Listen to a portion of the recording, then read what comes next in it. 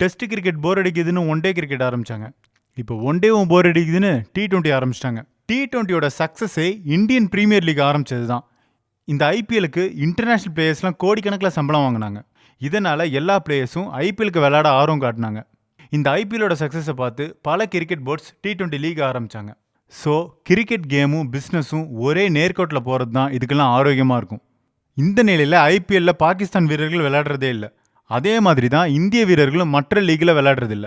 Pakistan, West Indies, Australia, South Africa பிளேயர்ஸ்லாம் பல T20 லீக்கில் விளையாடுறாங்க. பாகிஸ்தான் பிளேயர்ஸ் பார்த்தீங்கன்னா Pakistan super league, Caribbean super league, Bangladesh super league போன்ற லீக்கில் விளையாடுறாங்க.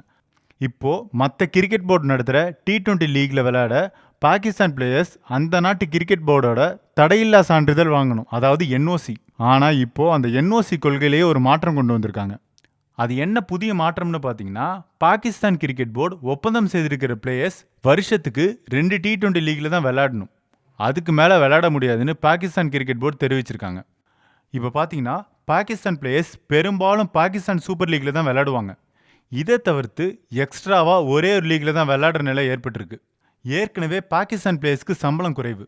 இந்த நிலைமையில் இந்த மாதிரியான ஒரு கட்டுப்பாடு அவங்களுடைய வருமானத்தை பாதிக்கலாம்.